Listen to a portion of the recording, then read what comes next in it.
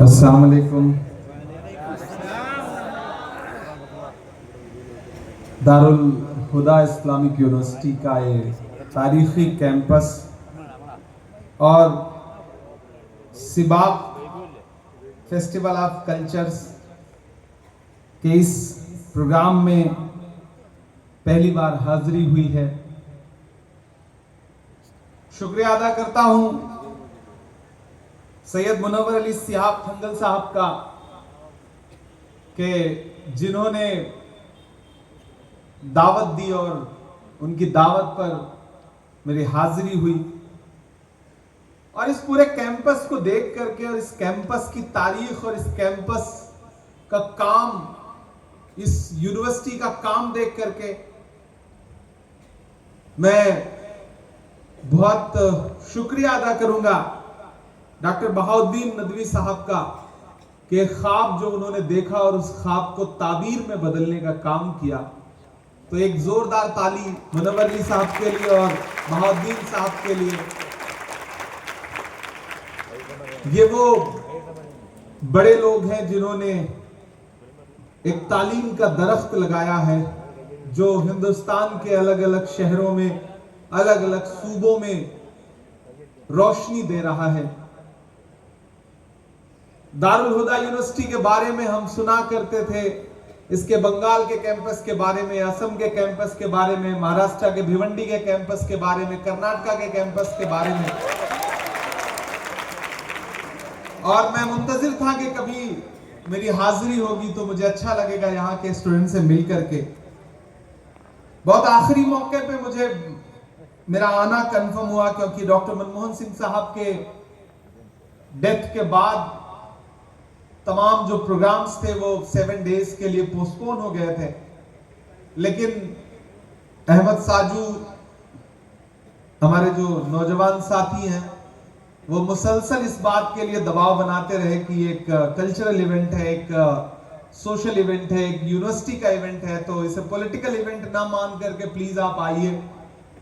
और मेरी हाजिरी हुई। यहाँ मौजूद शाकिर हुसैन साहब, असलम साहब, हमारे तमिलनाडु से हमारे चेयरमैन आरिफ मोहम्मद साहब, और सामने जो हमारे तलबा बैठे हैं, पहली बार आपके दयारे मोहब्बत में हाजिर हुआ हूं। थोड़ी सी शायरी पे बातचीत करूंगा, थोड़ी शायरी सुनाऊंगा आपको। आप, मुझे खुशी है इस बात की कि आप समझ रहे हैं जो मैं बोल रहा हूं। मैं तो ये सोच के आया था कि इतना उर्दू सुनने वाले, इतनी उर्दू समझने वाले लोग कम मिलेंगे, लेकिन उर्दू मोहब्बत की एक ऐसी जबान है कि दुनिया के किसी भी हिस्से में चले जाइए, लोग बोल भले ना पाए लेकिन समझते जरूर हैं, क्योंकि ये मोहब्बत की जबान है। और आप तो बोल भी लेते हैं और समझते भी हैं, तो ये दोहरी खुशी की बात है। मुनव्वर अली थंगल साहब के बारे में पॉलिटिकल उनके जो काम है, तालीमी उनके जो काम है, हम सुनते रहते हैं दिल्ली में बैठ करके, और मैं इन्हें मुबारकबाद दूंगा। अभी याद होगा आपको कि 2 दिन पहले महाराष्ट्र के एक मिनिस्टर ने यह कहा कि केरल तो मिनी पाकिस्तान है, केरल से नफरत भरा एक बयान दिया। मैं तो उससे कहता हूं कि एक बार दारुल हुदा यूनिवर्सिटी में आ जा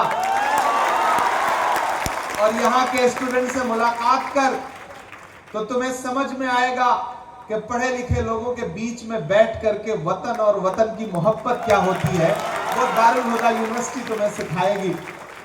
दोस्तों, पहली बार आया हूं, मैं थोड़ी सी शायरी सुना दूं, वापस जाना है, फ्लाइट भी पकड़नी है। और शाजू साहब कह रहे हैं आप बिल्कुल फिक्र मत करिए, हम फ्लाइट आपको जरूर पकड़ा देंगे। मैं 4 मिसरे पढ़ता हूं पहले। इस शहर से था एकदम अनजान चलाया, बनने के लिए दिल का मेहमान चलाया, बनने के लिए दिल का मेहमान चला आया। कुछ तो थी कशिश यारो तुम सबकी मोहब्बत में, मजबूर जो हो करके इमरान चला आया। मजबूर जो हो करके इमरान चला आया। बहुत शुक्रिया, बहुत मोहब्बतें।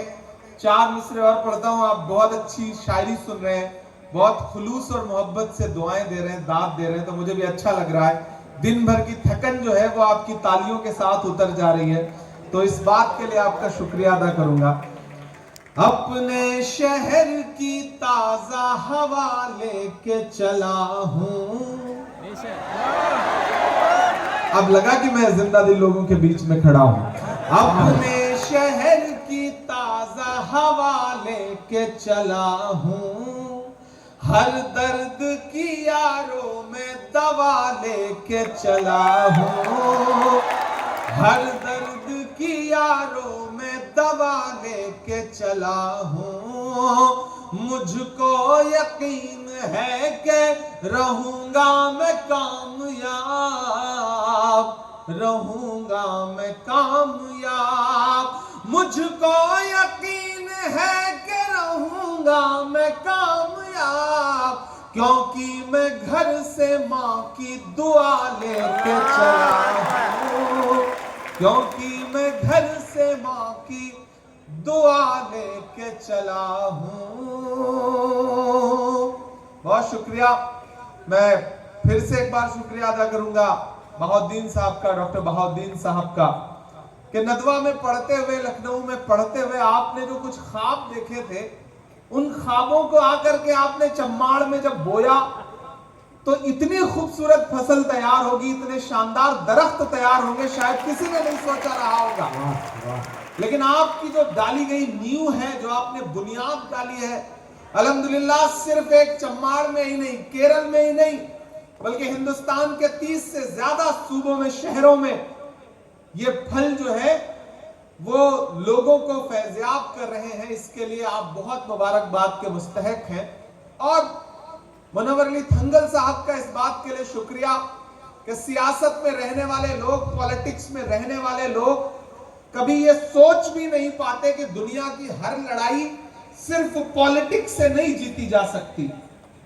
कुछ लड़ाइयां सोशली लड़ी जाती हैं, तालीमी महाने पर लड़ी जाती है। दुनिया के किसी देश का सिस्टम परफेक्ट नहीं होता, उसे परफेक्ट बनाने के लिए सिस्टम का हिस्सा बनना पड़ता है। और दारुल हुदा यूनिवर्सिटी यही काम कर रही है कि बच्चों को सिस्टम में ला रही है, मेन स्ट्रीम में ला रही है। सिर्फ मजहबी तालीम न दे करके मजहबी तालीम के साथ साथ मौजूदा दुनिया में कैसे सरवाइव किया जाए, कैसे जिया जाए और कैसे सर फख्र से उठा करके दुनिया की नुमाइंदगी की जाए, ये जीने का हुनर जो है वो दारुल हुदा इस्लामिक यूनिवर्सिटी आपको सिखा रही है। तो मैं यूनिवर्सिटी को बहुत मुबारकबाद दूंगा। हाँ, मैं तीनों नज़में पढ़ दूंगा जी।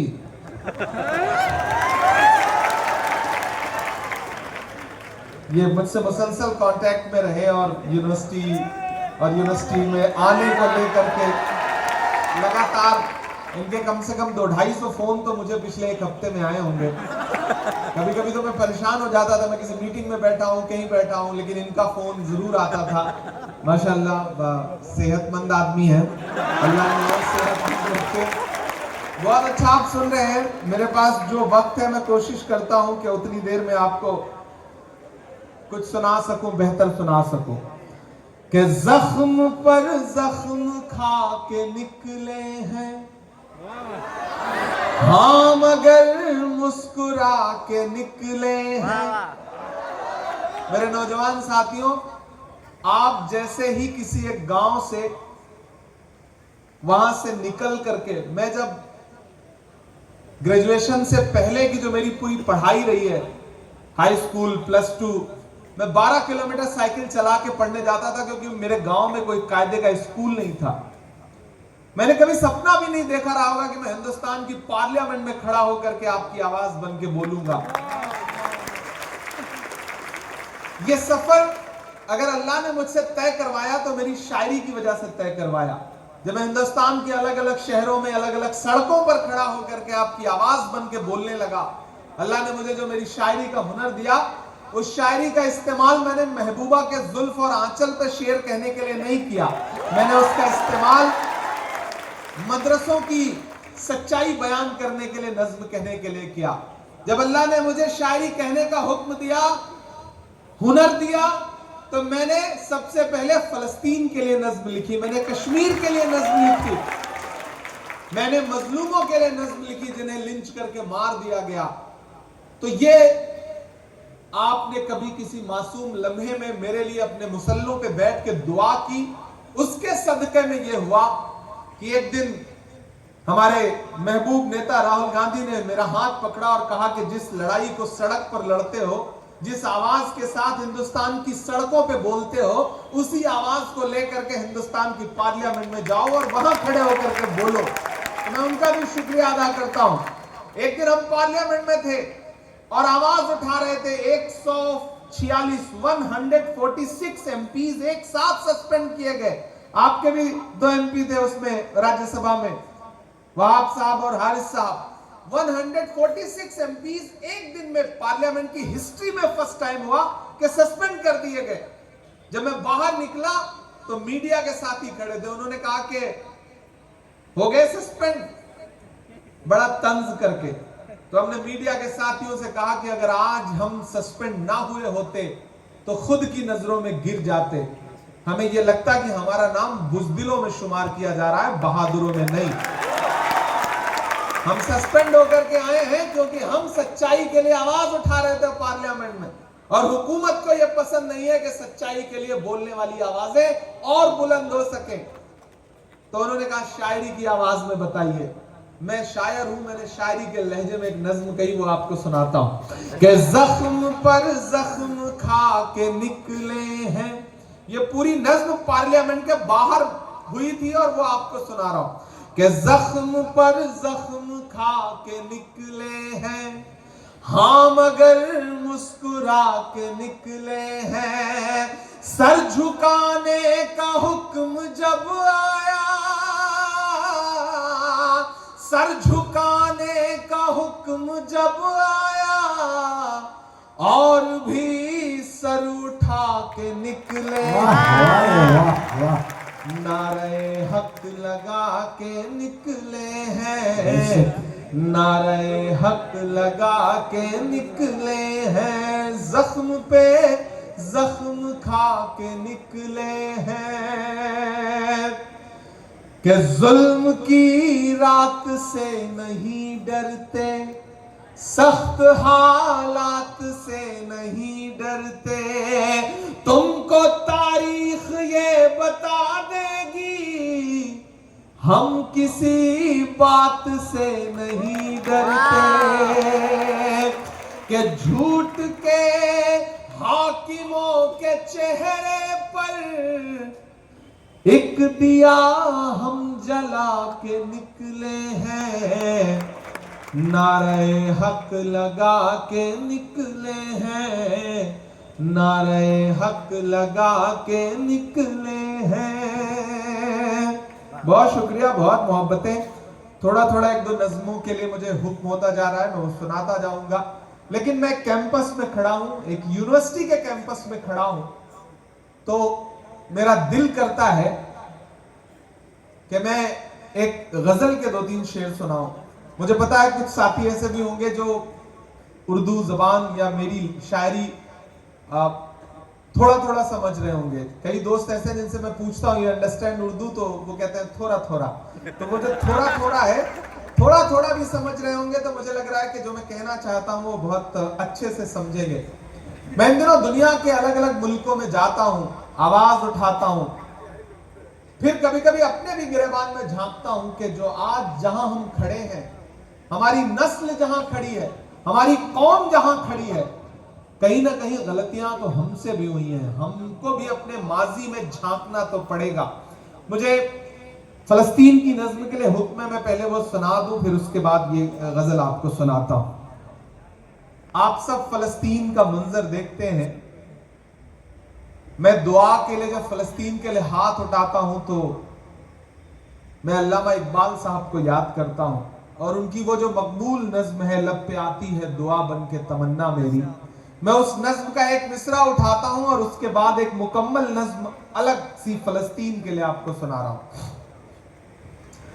लब पे आती है दुआ बन के तमन्ना मेरी, लब पे आती है दुआ बन के तमन्ना मेरी, सुन ले तू आज ये फरियाद खुदाया मेरी, लब पे आती है दुआ बन के तमन्ना मेरी। तेरे महबूब ने जिस सिमत किए थे सजदे, तेरे महबूब ने जिस सिमत किए थे सजदे, हुक्म से तेरे वो असहाब नबी के सजदे, हुक्म से तेरे वो असहाब नबी के सजदे, सैकड़ों गम लिए सीने में है गमगीन खड़ा, सैकड़ों गम लिए सीने में है गमगीन खड़ा, अब फकत तेरे भरोसे है फलस्तीन खड़ा, अब फकत तेरे भरोसे है फलस्तीन खड़ा, काश दुनिया ये समझ पाती है झगड़ा क्या है, काश दुनिया ये समझ पाती है झगड़ा क्या है, आपके घर पे किसी गैर का कब्जा क्या है, तू जो चाहे तो हर एक बात को बेहतर कर दे, एक नजर डाल के हालात को बेहतर कर दे, लब पे आती है दुआ बन के तमन्ना मेरी, कि अब कहीं भी नहीं सुनवाई है मेरे मौला।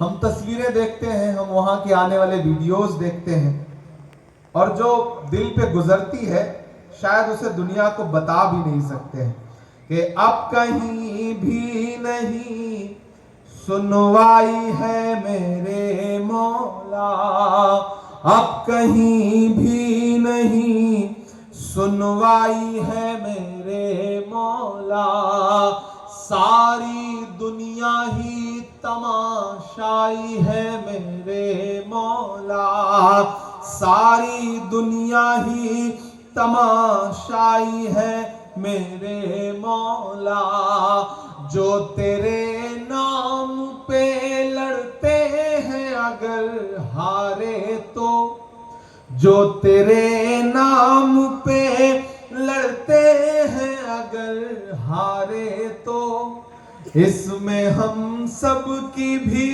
रुसवाई है मेरे मौला, उनकी उजड़ी हुई बस्ती की सदाएं सुन ले, है खुदा किबला अव्वल की दुआएं सुन ले, तू जो चाहे तो बुरा वक्त भी टल जाएगा, रात की कोख से सूरज भी निकल आएगा, लब पे आती है दुआ बन के तमन्ना मेरी। मैं आखिरी बंद पढ़ता हूं इस नज्म का। और डॉक्टर बहाउद्दीन साहब, इस नज्म का जो पहला मिसरा हुआ, एक दिन एक तस्वीर मेरी आंखों के सामने आई कि एक फादर, एक वालिद है, वो बेचारा, उसके हाथ में, इन दो हथेलियों पे उसके बच्चे की लाश थी। शायद वो 4-5 दिन का बच्चा रहा होगा बमुश्किल। इजराइल ने जब बम गिराया तो उस बम धमाके में उस बच्चे के चीथड़े उड़ गए थे। मैंने ये मिसरा कहा, बहुत रोया मैं इस मिसरे को कहते हुए कि दुध मुहे बच्चों के भी ख्वाब हुआ करते हैं, दुध मुहे बच्चों के भी ख्वाब हुआ करते हैं, जंग करने के भी आदाब हुआ करते हैं, जंग करने के भी आदाब हुआ करते हैं। हम नहीं कहते हमें कोई पैगंबर दे दे, हम नहीं कहते हमें कोई पैगंबर दे दे, जो फकत तेरे ही आगे झुके वो सर दे दे, जो फकत तेरे ही आगे झुके वो सर दे दे। लश्करे फील जहालत पे उतर आया है। यहां से वहां तक मुझे आपकी दुआएं मिले, आपकी दुआएं उन मासूम बच्चों तक जाएं। इमरान ये दुआ के तौर पे ये मिसरे पढ़ रहा है कि हम नहीं कहते हमें कोई पैगंबर दे दे, जो फकत तेरे ही आगे झुके वो सर दे दे। लश्करे फील जहालत पे उतर आया है, ऐ खुदा फिर से अबाबीलों को कम कर दे दे। कौन कहता है कि नफरत से चलेगी दुनिया, तू दिखा दे के मोहब्बत से चलेगी दुनिया। लब पे आती है दुआ बन के तमन्ना मेरी, सुन ले तू आज ये फरियाद खुदाया मेरी। लब पे आती है दुआ बन के तमन्ना मेरी। बहुत शुक्रिया दोस्तों, और खास तौर से मेरी नई नस्लों, ये जो नन्हे नन्हे से रोशन चिराग यहाँ खड़े हैं, मैं आप सबसे एक बात कहना चाहता हूं दोस्तों।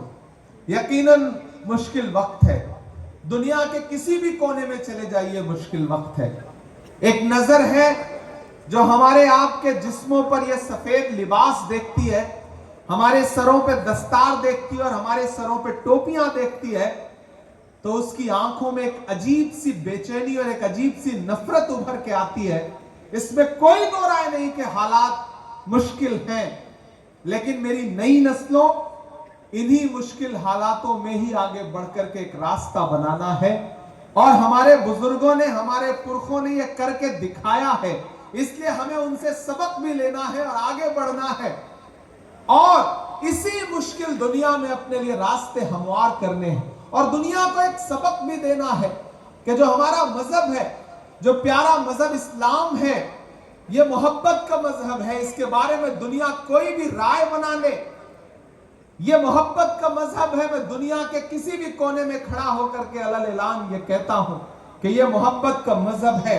और मैंने तो कभी 4 मिसरे कहे थे कि सच की पहचान बनकर जियो तो सही, तुम निगहबान बनकर जियो तो सही।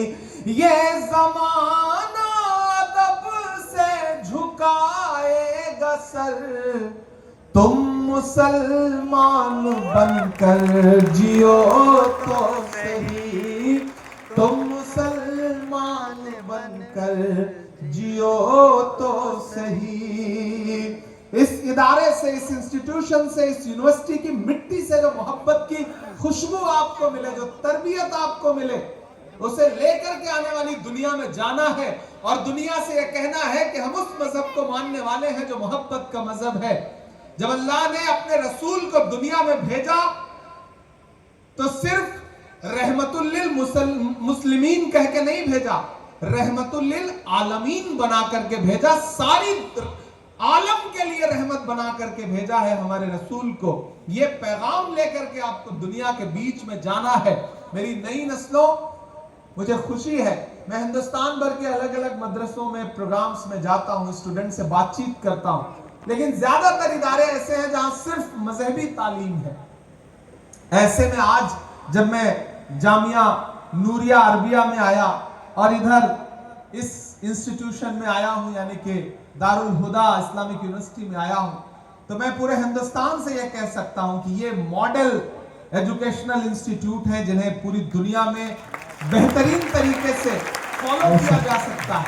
और मैं हिंदुस्तान के अलग शहरों में जा करके लोगों को बताऊंगा भी कि एक बार विजिट करिए, एक बार जाइए, चम्मार जाइए, एक बार मलप्पुरम जाइए और वहां थोड़ा सा वक्त दे करके, वहां रह करके, वहां देखिए कि किस तरह से निजाम चल रहा है। और डॉक्टर बहाउद्दीन साहब देखने में माशाल्लाह कितने पतले दुबले से, सीधे से इंसान लग रहे हैं, लेकिन इनके ख्वाब कितने बड़े थे और उस ख्वाब को ताकत देने के लिए मुनव्वर अली थंगल साहब ने किस तरह से उन्हें सपोर्ट किया है। मैं इन दोनों बड़ी शख्सियतों को, मुनव्वर के मायने तो वैसे भी रोशनी के होते हैं, रोशन के होते हैं, तो अल्लाह और रोशन रखे इस चिराग को। और साजू, मैं आपका शुक्रिया अदा करूंगा, ये रात के कल 1 बजे तक मुझे परेशान करते रहे कि नहीं भाई आप टाइम से फ्लाइट पकड़ लीजिएगा। ज्यादातर पॉलिटिशियन जो है वो वादा करते हैं लेकिन पूरा नहीं करते। मैंने कहा मैं पॉलिटिशियन बाद में हूं, मेंबर ऑफ पार्लियामेंट बाद में हूं, पहले मैं शायर हूं, और शायर तो कम से कम अगर जबान दे रहा है तो उसे पूरा जरूर करेगा। और आज इस कैंपस में आप सबके दरमियान आके मैं ये कह सकता हूं कि मोहब्बत का अगर इम्कान होता तो घर में मीर का दीवान होता। तेरी महफिल में आकर सोचते हैं, मोहब्बत का अगर इम्कान होता तो घर में मीर का दीवान होता। तेरी महफिल में आकर सोचते हैं, ना आते तो बड़ा नुकसान होता। बड़े अच्छे लोग हैं आप, बड़े प्यारे लोग हैं आप, और मैं तो आप ही जैसा हूं। आप जब भी मैं तलबा से मिलता हूं, नए दीवानों को देखे तो खुशी होती है। हम भी ऐसे ही थे जब आए थे वीराने में, बिना किसी सपोर्ट के, बिना किसी बैकग्राउंड के, बिना किसी पॉलिटिकल बैकग्राउंड के, बिना किसी सोशल बैकग्राउंड के। मेरा मानना है कि अल्लाह को जब काम लेना होता है तो वो चींटी से भी काम ले लेता है। अल्लाह इंतखाब करता है, अल्लाह चुनता है लोगों को कि आप आइए और काम करिए। मैंने कहा ना, मेरा तो कोई, मैं उत्तर प्रदेश में एक जिला है प्रतापगढ़, वहां भी एक छोटे से गांव में पैदा हुआ, कोई सपोर्ट नहीं था, लेकिन अल्लाह ने मुझे अशार कहने की हिम्मत दी, सलाहियत दी। वालिद साहब डॉक्टर बनाना चाहते थे और एक वक्त के बाद मुझे लगा कि ये डॉक्टरी और ये यूपीएससी मेरे बस का नहीं है, तो घर वालों को लगा कि लड़का खराब निकल गया। अमूमन ऐसा ही सोचा जाता है, उन्हें लगा कि गया हाथ से, लड़का हाथ से निकल गया। मैं शायरी की दुनिया में थोड़ा थोड़ा टूटा फूटा कहने लगा, तो उन लोगों को लगता था कि रोजी रोटी कैसे चलेगी, घर कैसे चलेगा इसका, जिंदगी कैसे कटेगी इसकी। लेकिन शायद अल्लाह को मुझसे कुछ काम लेना था। अल्लाह ने पहले शायरी की दुनिया में, मुशायरों में मकबूल किया और मैं आपकी आवाज बन के पूरी दुनिया में गया। लोग मुझसे कहा करते थे कि इमरान, कोई सपोर्ट नहीं है, डरा करो, हुकूमतें बहुत खतरनाक हैं, डरा करो। तब मैं उनसे कहता था कि मोहब्बत कौन करता है, सियासत कौन करता है। मोहब्बत कौन करता है, सियासत कौन करता है, मुझे मालूम है मेरी हिफाजत कौन करता है। मुझे मालूम है मेरी हिफाजत कौन करता है। और हम ही ने लाज रखी है बुजुर्गों की यहाँ, वरना सभी टुकड़ों पे पलते हैं, बगावत कौन करता है। मैं बगावत करने के लिए आया था। मैं हुकूमतों की आंख से आंख मिला करके जब बोलने लगा तो एक वक्त ऐसा आया कि अल्लाह को मुझे मेंबर ऑफ पार्लियामेंट बना करके देश की सबसे बड़ी पार्लियामेंट में पहुंचाना था। और मैं आपको यकीन दिलाता हूं और आपसे यह कह के जाता हूं मेरी नई नस्लों कि अगर इमरान प्रतापगढ़ी जैसा कोई लड़का हिंदुस्तान की पार्लियामेंट में पहुंच सकता है तो यहां बैठा भी कोई लड़का हिंदुस्तान की पार्लियामेंट में पहुंच सकता है। अपने सपने बड़े करो, अपने ख्वाब बड़े करो और जिस भी फील्ड में जाओ, अल्लाह जिस भी फील्ड में ले जाए उस फील्ड में टॉप पे पहुंचने की हिम्मत करो, उसके लिए कोशिश करो, जद्दोजहद करो, अच्छे सपने देखो, बड़े सपने देखो और उन सपनों को पूरा करने के लिए सच्चाई और नेकी के साथ आगे बढ़ो। अल्लाह तुम्हारी मदद करेगा। अल्लाह समंदरों में भी रास्ता बनाने वाला है, इसमें कोई दो राय नहीं है। अगर डॉक्टर बहाउद्दीन साहब का देखा गया ख्वाब इतनी बड़ी बिल्डिंगों और इतने बड़े इंस्टीट्यूट के तौर पे खड़ा हो सकता है तो यहां से निकला हुआ बच्चा भी बाहर जाकर के इंस्टीट्यूट खड़ा कर सकता है, तालीमी इदारे खड़ा कर सकता है, सोसाइटी को बदल सकता है। क्योंकि जो मौजूदा वक्त है इसमें तालीम के अलावा कोई और चारा नहीं है। इस बात को समझ लो, कोई और चारा नहीं, आपको ये बात समझनी पड़ेगी कि वक्त की ये जरूरत समझ लो, बिन पढ़े अब गुजारा नहीं है।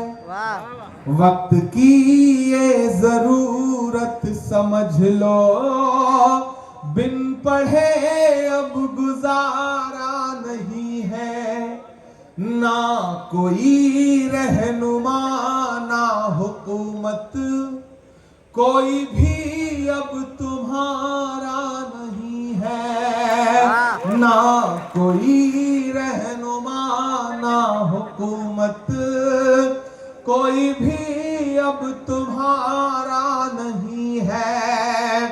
इब्तिदा लफ्ज़ इक़रा से यारो, जिसके कुरान की हो रही हो, कौम ऐसी भी रह जाए जाहिल, ये खुदा को गवारा नहीं है।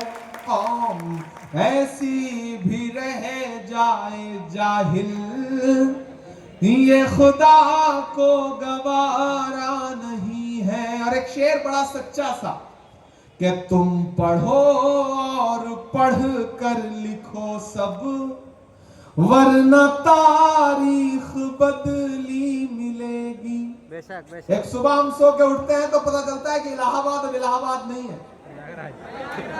एक सुबह हम सोकर उठते हैं तो पता चलता है कि मुगल सराय अब मुगल सराय नहीं है। एक सुबह हम सो के उठते हैं तो पता चलता है फला स्टेशन का नाम बदल दिया, ये बदल दिया।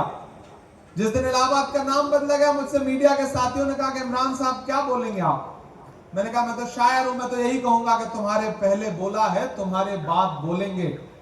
तुम्हारे फैसले बिल्कुल हैं बेबुनियाद बोलेंगे। भले ही नाम कागज पर बदल दो, दिल पे लिखा है इलाहाबाद बोला था, इलाहाबाद बोलेंगे।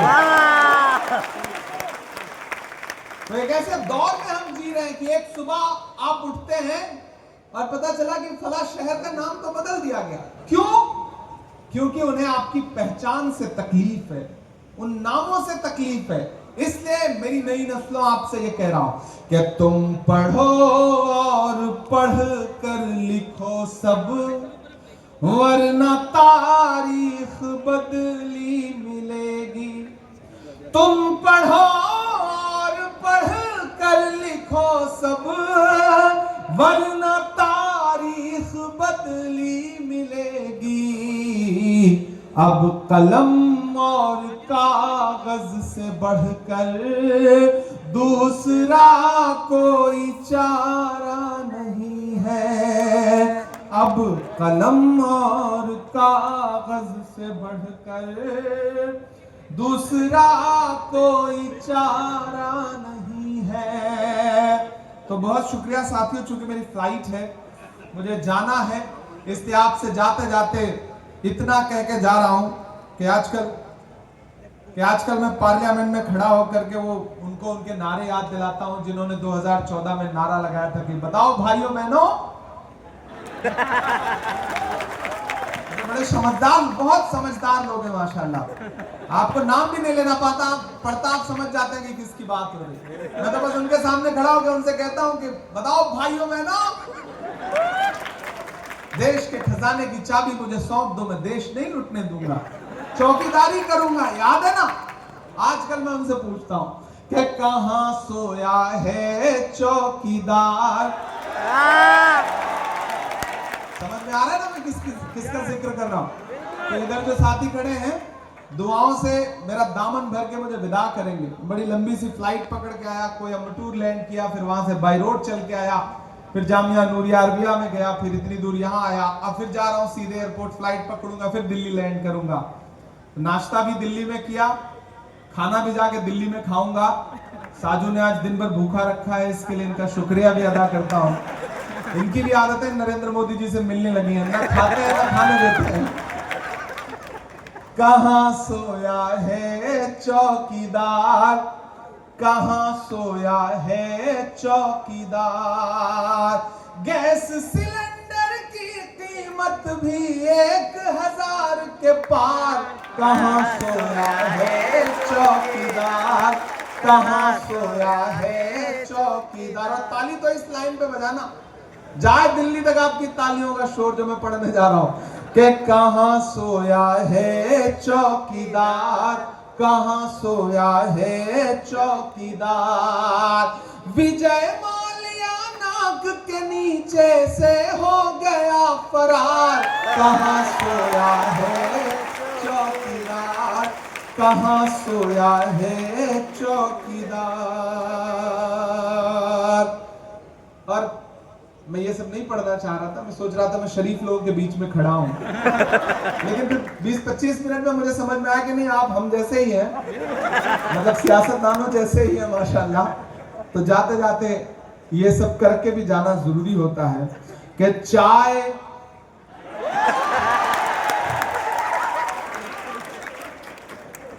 चाय बेचने वाला पूरा भारत बेच रहा है।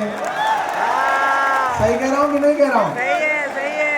इसी काम में हासिल उसे महारत बेच रहा है कि रेल बिक गई, तेल बिक गया, बिका हवाई अड्डा, सब कुछ बिकता देख के खुश हैं अपने जेपी नड्डा।